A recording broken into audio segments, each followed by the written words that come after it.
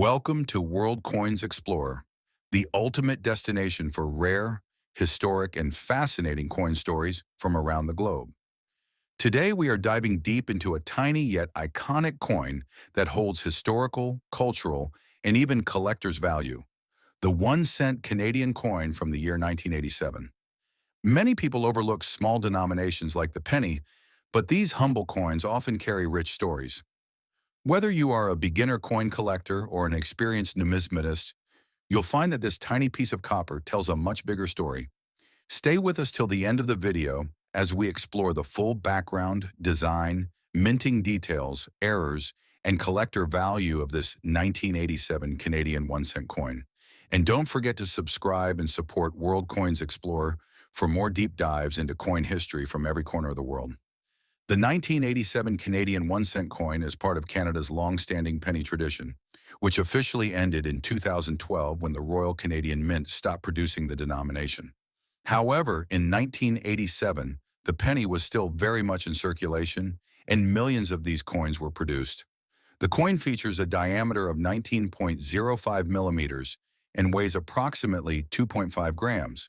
It is made primarily of copper-plated zinc, a shift from the earlier use of copper alloy. This change in composition marked an era of cost efficiency, as copper prices were rising globally. The coin's edge is plain and smooth, without any reading or patterns. Its small size and wide circulation meant it was used in everyday transactions across Canada, from buying candies to paying sales taxes. On the obverse side of the coin, you will find a portrait of Queen Elizabeth II, who served as Canada's head of state.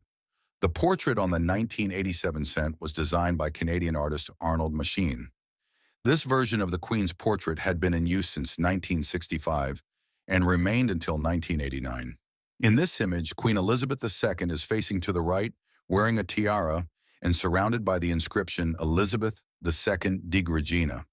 The Latin phrase means Elizabeth II, by the grace of God, Queen. The portrait not only reflects Canada's ties to the British monarchy, but also stands as a symbol of continuity and tradition. Over the years, the obverse portrait of the Queen evolved, but this version is one of the most recognized and collected. The reverse side of the 1987 1 cent coin is iconic for its two maple leaves on a single twig, a design created by G.E. Kruger Gray in 1937. The maple leaf is a symbol of Canadian identity, pride, and unity.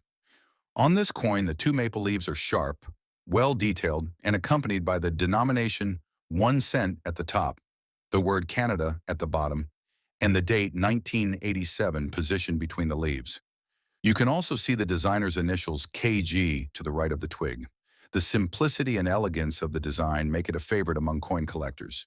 It is a celebration of Canada's natural heritage and national symbolism, all captured on a small copper disc. In 1987, the Royal Canadian Mint was already experimenting with more cost-effective materials for coins. The 1 cent coin from this year was struck using copper-plated zinc instead of the earlier 98% copper composition. This meant that the core of the coin was made from zinc, while the outer layer was coated with copper. This change helped reduce the minting cost but made the coins more susceptible to wear and corrosion over time. The new composition gave the coin a slightly different tone and feel, and many collectors can tell the difference when they hold one. Although it still retained its red-brown hue, the underlying metal made the coin lighter and changed how it aged over decades. The year 1987 saw an enormous number of 1 cent coins produced. More than 674 million coins were minted. The coins were struck at the Royal Canadian Mint in Winnipeg, Manitoba. With such a high mintage, the 1987 cent was a very common coin during its time, used by millions of Canadians daily. This high mintage means that the coin is generally not rare, but certain well-preserved or uncirculated pieces can still be of interest to collectors. Because of its abundance, it became a regular feature in piggy banks, cash registers, and coin rolls across the country. However, the large mintage also means there is a good chance to find one in excellent condition, especially if kept in storage away from humidity and air exposure.